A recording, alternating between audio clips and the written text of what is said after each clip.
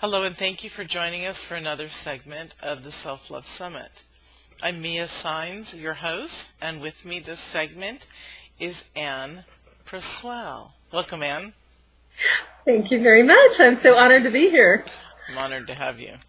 Anne is, what I've discovered in our pre-interview is she's very, very funny. She's very funny. We're going to have a lot of fun on this segment. This is the anchor segment, and you'll see why. She's pretty magnificent from what I've discovered from her.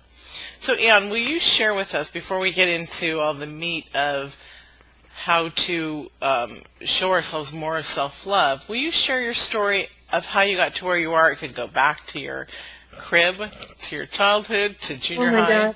Gosh. I don't think I have to go back that far. But okay. Invitation. There are people who have. Well, and yeah, I totally get that. Yeah, okay, so my story started really in 2000 when, now for everybody else who may be who's listening and watching this, like, don't go, get freaked out. There were a lot of spiritual entrepreneurs who really got this, what I call this spiritual initiation at that point in time, and I happened to be one of them. And we discovered that my daughter revealed that my then husband, her stepfather, was molesting her, and she was 12. She was 13 actually, and the whole world dropped out of my. The bottom fell out of my world, and I didn't know what to do. Like, you don't really go into a store and find, a book that says what to do when your husband molests your kid, right? Kind of thing. It just doesn't exist. And so, following the advice of our therapist, and our therapist said to me, your intuition saved your daughter's life. And I was like, I have no idea what you're talking about, because, like, that's not even a part of my reality. At this moment, I need to figure out what to do. And so I believed her, and we took immediate precautionary action. He was out of the house, and it turned out, we found out 6 months later, I'm so sorry about that. That's all right. We found out 6 months later that he had a massive brain tumor in the right frontal lobe, which had caused him to not be able to determine right from wrong, to be able to, not be able to stop his impulse control, etc. So he had a massive brain tumor that was taken out. Anyway, it was a medically historical case. There were all kinds of, the scientist, the neurologist wrote, the brain surgeon, wrote this big article about it. I mean, anyway, just long story short, it became a very juicy news featured article, and even like Law and Order SVU picked up and did a whole story on it, kind of thing. We were interviewed by by my daughter and I, and actually my former husband, because he then became my former husband, as you can imagine. We're interviewed by a company in England, and they had created this whole documentary around how brain tumors affect someone's sexual deviancy, like how because it was a medically historical case in that framework. Anyway, bottom line was that plunged me into this whole dark night of the soul period for the next really 2.5 years, and that was, I call it a very sacred journey, because I then began to look for, how do I get out of this pain that I was in, this emotional pain, my beautiful daughter, whom I had, protected, had been violated in our own home. And I had brought the man into her life. And so that I had a lot of guilt. There was a lot of shame. There was a lot of anger, because, like, okay, fine, you have a brain tumor, but couldn't you still say no, that was what was going on in my head. And a lot of self-doubt, a lot of wondering if I could ever trust again, trust the universe, trust, men, trust myself. So I went into this very deep spiritual journey, looking for a way to heal from that time. I became a Reiki master. I learned about how to bring the energies through my body, through my hands to help healing. I learned about becoming what do you call it? What was that? I became a hypnotherapist because I wanted to learn about how do you access the subconscious part of the mind. I even trained in past life regression. I became an angel therapy practitioner. I studied about intuition and how to work with the unseen energies. I learned how to read people's energies through becoming another type of certification. I mean, I did a lot of these different type of certifications at that point. I learned about grounding myself. I learned about really trusting my intuition, because that statement that our therapist said, your intuition saved your daughter's life, at the moment I just went, I don't know what you're talking about. And I don't really care because I have to deal with this, right? But once the mess was cleared, then I began to go, well, what is intuition, and how do you really know to listen to it, and how do you know what it's telling you, and what is that all about? So this 2.5-year period culminated at the end with me learning how to do this tapping technique. I'll just show you. It looks kind of weird, but it's EFT. Yes. EFT, right? You know it. So by doing this tapping technique, and when I trained in it, in one day, all of the negative emotion, the baggage that I've been carrying for 2.5 years, doing all of this training to find a way to heal, was gone one day. And I was like, you've got to be kidding me. This is the most incredible thing I've ever seen in my life, ever experienced in my life. And I nobody could tell me to this day that wasn't what worked. So I immediately began using it with my own clients, because at that point then I was working as a hypnotherapist, and I was working with people to help them stop smoking, and I discovered that usually underneath almost everything that they were doing had this essence of some sort of trauma. And the EFT was perfect for healing the trauma.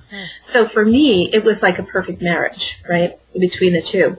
And then soon after, I really did a lot of that inner work, that self-love inner work that I had to do, because I was not too loving at that point. I was pretty angry. I can remember walking around just like, thinking coming out of my head, and it was not good. But the transition into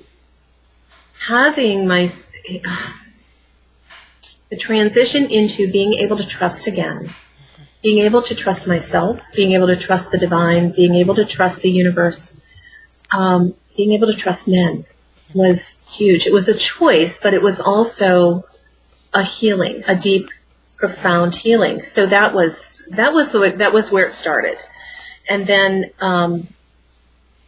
so in 2003, I met my now husband, and I had to do this like massive emotional, clearing in order to even begin to think I could, number one, trust again, or number two, be ready to be with someone who is really amazing.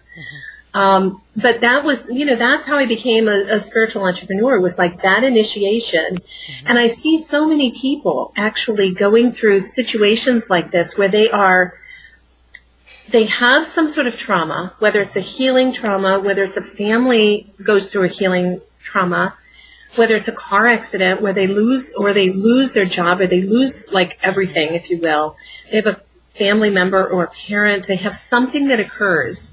And in order to find their way out, they have to go sort of down this different road. And it's a very sacred process. It's like nobody walked around in 2000 saying, oh, try the tapping. It was like, what is this tapping thing? Right now it's a lot more common, a lot more well known. But at that point in time, there wasn't much around about it. And my therapist didn't know anything about it. And I was working with an energy healer to help me through that process. And she was amazing. So she held the space for me to heal in a way that, like, I to this day, I part of the work that I do now is because of her, because of the work that she did. She was amazing. So that's beautiful. Yeah. That's beautiful. I'm also a Reiki practitioner, so You I get it. totally Yeah. understand your journey. And I'm a child of molestation, not from family, but I understand a lot of what you're saying, and so many viewers will, because there's a percentage of I don't want to say damage, because we're not damaged. There's a percentage of being touched inappropriately among all of us in many different aspects and avenues in which we are. Some is being yelled at, some is being physically touched, some is being stalked, some is being ignored. There's so many avenues of healing for self. I really am fascinated with the tapping. I'm not a trained EFT, but I remember being very ill about a month ago when I was in the midst of preparing the summit, and I started tapping on my crown down my line, and I'm quite an energy healer. I can do work across the country and people are healed, and I can feel what's wrong with them, and so I'm really fascinated with that, because it really is brilliant, and I love how you said you were healed in one session. I remember just going around the meridians, just being guided by the divine. I had no idea until fairly recently what EFT truly, I've heard of EFT, but I didn't know it was tapping, and I've heard of tapping. So to put those two together, it's like, oh, okay, so you guys are married. You guys are married, that terminology. So that's beautiful. That's wonderful. You're the same thing. Yeah, it was pretty incredible. And it was what happened. It wasn't with one session, because I don't think I would have gotten that with one session, to be honest with you. It was a training that I did, and I focused my whole intent during that training in healing that issue. And I'll tell you, I cried more that day than I can remember ever. Well, maybe not ever, but Right. I did a lot of tapping, and it was it was really profound. And the thing is, for me then, what happened out of that was, because I knew how to help people move out of trauma, I could hold that space for them. I've had it modeled for me for several years by this wonderful healing practitioner. So I understood, and intuitively I knew what it was to hold the space for someone. So for me, I then began to work with people who were in trauma. I, threw out the, stop smoking kind of thing, because that was no longer really a fit at all.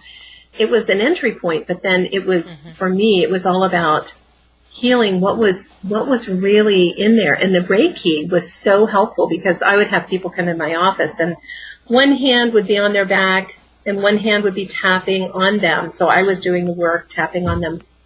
And I could feel the energy when they would get triggered. So as empathic as I am, I would begin to really understand what was happening with them before. Right. Yeah. So you know that's because of the Reiki, right? And I'm an empath as well. So yeah, totally get it. Yes, exactly. In fact, I was just thinking of the first time that I was blessed with having Reiki, and instantly I went into training and everything after that. When I first started Reiki, it was so powerful that my whole being, I remember crying and shaking and saying to myself, part of me was just surrender, don't be embarrassed, just surrender. And the woman who was doing the treatment on me was a very powerful healer. I had known her for years, and she had said, do you realize that this room is filled with your guides? And I said, wow, I didn't even know at that point I had any. What is that? Exactly. Right. Because I was from a metaphysical upbringing, but it was also in a religious structure. So, there's still, I've stepped totally out of the box of thinking anything strange or weird, but at first it took me many, if people understood how old I actually am, how young I actually am, they would be like, it took me over probably 46, 47 years, and we're talking about 5 years ago, or almost 5 years ago. So, it took a long time. I mean, there's no age. I do believe that there's no age. We're all a fountain of youth if we know how to energetically continuously heal ourselves. It's beautiful. So the point of this, viewers, is that it's phenomenally amazing when you get in touch with your intuition, and there's so many beautiful modalities that are not to be feared, that are to be enjoyed and embraced, because I was one of the chickens that not wasted, but spent half my life, because I intend to live to be 100, spent half my life fearing things like that. And once I broke out of that shell, like a little chicken out of her egg, I was like, and that's a good analogy because I was a chicken, that when we're not afraid, we can bless so much.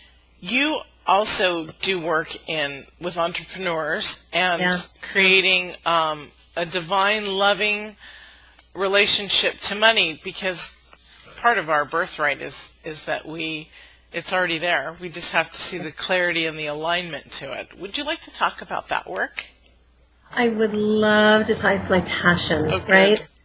right? Excuse me. So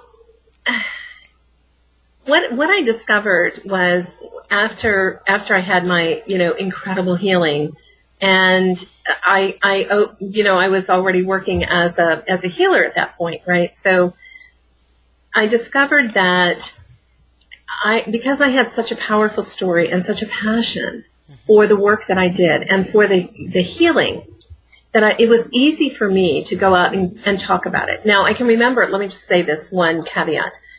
The first time I said, I want to go and give a talk, I want to give a speech about this. So I contacted our local metaphysical bookstore, and I asked the woman who was the owner there and said, hey, can I come in and give a talk about this EFT stuff? It's amazing. She goes, yeah, sure. So she sent out an email to her whole list of people inviting them to come to the talk.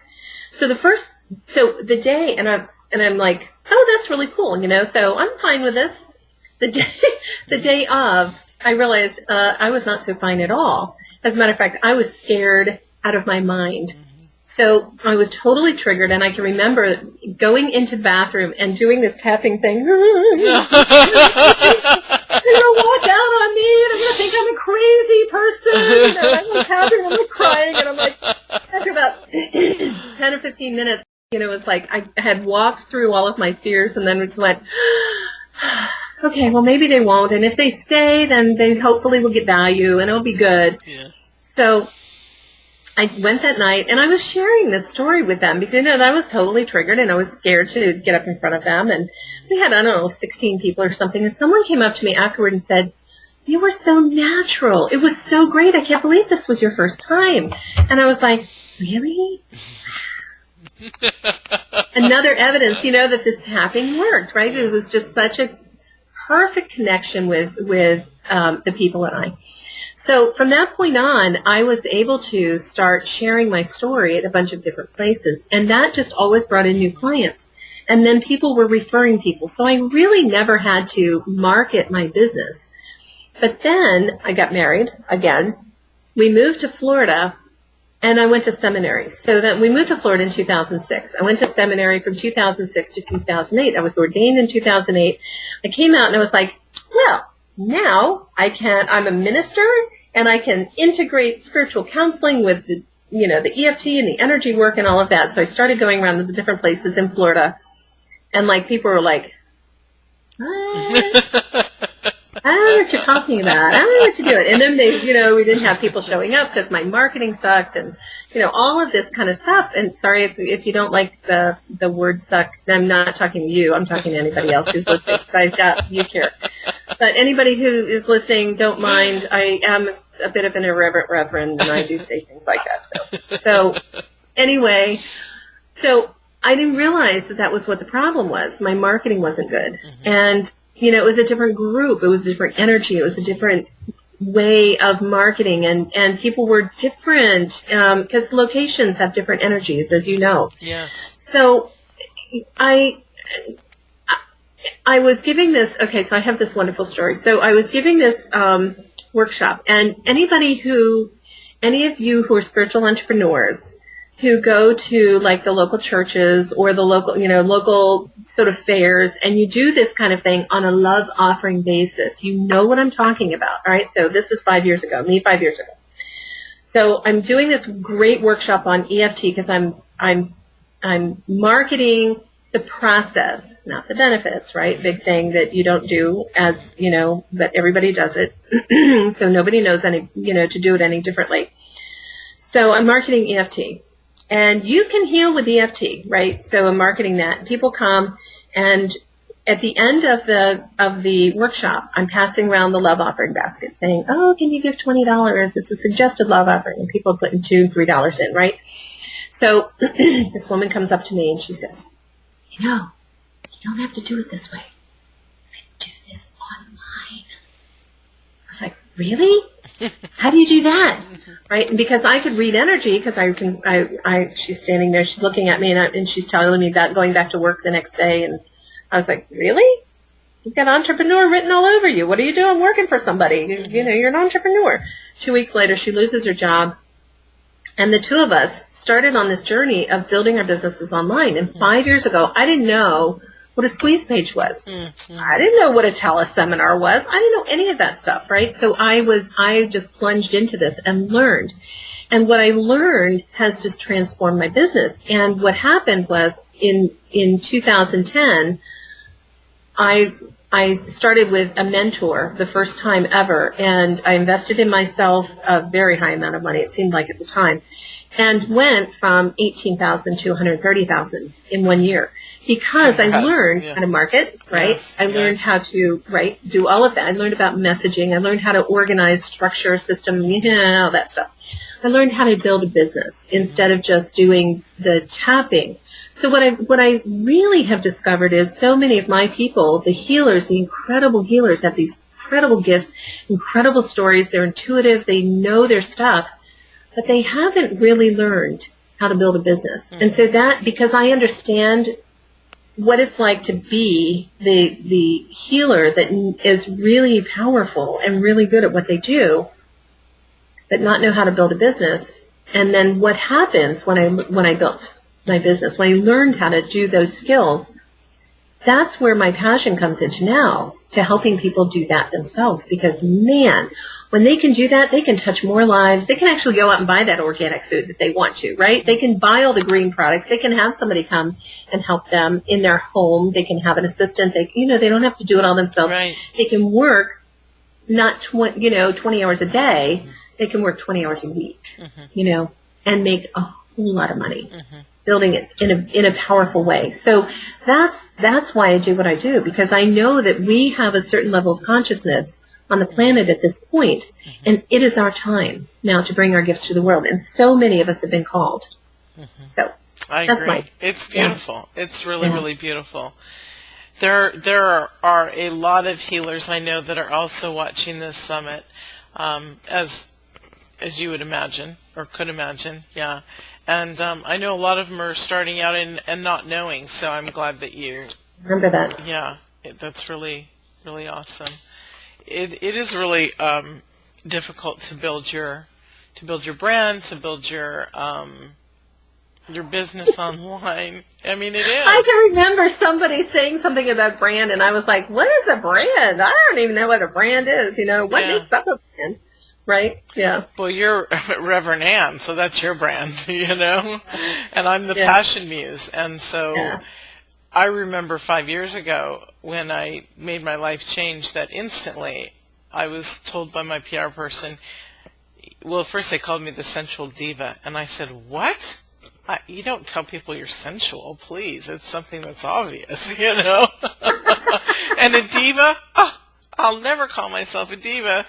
And so the Passion Muse was born because I inspire passion, and muses are, inspiring. So it's like, it's funny, but brands are important. I've had my brand for a very long time, and I haven't used it so much in this summit, which is the first time. So, and we're all brands. Our names are brand. Oprah Winfrey's a brand. But except for that it's Oprah Winfrey. So, Steve Jobs was a brand. When you know somebody, that's the brand only means is that's what people know you by. So it's very cool, wonderful. And also, part of the whole intuitive divine entrepreneurship and teaching people is it's taking the time for you to love you so that you can, when you invest in yourself and your business, you're going to feel better about yourself. You're going to feel value. We're feeding our minds. We have to constantly be aware of what we're thinking. And the more we pick it out and get rid of those negative entities or the thoughts, the thought process, the easier it is to think on a clearer path. Yes. It's funny because I surround myself with people, obviously, who think like me, who are in the spiritual zone. And I remember one of them, I think it was yesterday, I ran into a friend at the grocery store, and she was saying, "Oh, I can't buy that right now." Not food or anything, but it was something. A lamp, a rug, or whatever. Well, actually, what it was is she wanted to expand her business, her team, and I said, "You're coming from a place of scarcity. It's already complete. If the work is there that you're producing and you need that, the help will be there too, and the finances will be there to pay for it." And with you, who knows better than to say and to claim what you're saying, and you're doing it, you're putting out to the universe the negativity. That's what the universe is hearing. And the universe says, "Okay, you can't buy that." Exactly. Yeah. Exactly. Yeah. So we have to be clear in our thinking and our consciousness as well. I catch myself going, even in I have a business club, and even in that business club, sometimes I'll say something and I'm like, "Whoop, wait, no, I'm not affirming that. Take that back." I catch myself too. Right. And it's perfect to say, "Excuse me, I didn't mean that." Wipe that clean. Like one of those whiteboards. Right. Yeah, exactly. Well, I don't think you'll believe this, but we're just about out of time. And so, I know, it goes by so fast.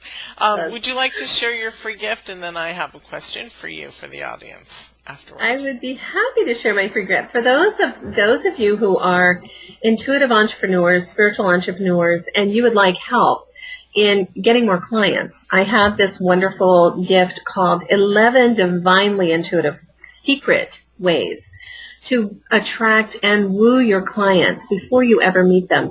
So it's, there are energy techniques, there are visualization techniques, there's 11 different ways for you to, just pick and choose whichever ones work for you, which you discover are more effective for you. So they're client attraction techniques, energy techniques, and visualization techniques. Yeah, so that's the gift. That's wonderful. Thank you. I still pull it out and use it. So. Oh, yeah. You have to, I'm sure, just because when you find something that opens up one of your channels, you don't want that channel to get slow or clogged. You just want to keep moving it. I'm a big meditator and believe in that for changing our health, our life, our attitude, everything. And so that's one of my channels that I like to work with, is to constantly set my intention for the next morning, clear out the junk, whatever's up here. Yep. So, okay, what last message, not final, but just for this show, what last message would you like to leave the audience with? There are a couple of things. Can I have two? Yes, you may. Oh, good. Yay, we get two. All right. So here's the first one, and that is the biggest one for me that made a huge difference. And this goes back to the beginning of what I was sharing in the beginning, is trust your intuition. Trust what you're given by the divine. Trust the guidance. And it may be that you need to recognize what your intuition is telling you versus your head, because I see so many people say, "I want to do that," fill in the blank. And then the next thing out of their mouth will be the way that they are being given to do it. And then literally the next thing out of their mouth will be why they can't do that. Mm-hmm. So and I've watched it happen over and over and over. It is really amazing, right? It's like they say what it is they want. They get the intuitive hit, and they don't even recognize that the next thing they're doing is like dismissing it. Mm-hmm. It is so fast because it's such a habit. So number one, learn to recognize when your intuition is speaking to you and trust what you're being given and take action upon it. Because if you don't take action upon what you're being given, you don't build that relationship of faith with your intuition, with the divine.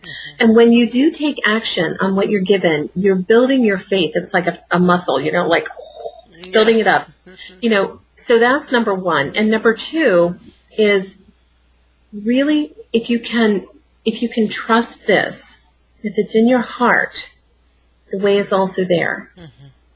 So to hold the space for yourself of, yes, I can, as best you can. And like Mia was saying, keep changing your mindset of, no, I can't, into yes, I can, because that will help so much. Right. That's wonderful. Thank you so much, Anne. This was a joy, a pleasure, inspiration. Yeah, it was wonderful. Thank you very much. I'm honored. Me too. Thank you. Can I say this one last little thing? Of course. Now go get your divine on. Woohoo! Yeah. I like that. So thank you, audience, for joining us for the Self-Love Summit. And remember what Anne said, get your divine on. Thanks. Bye. Bye.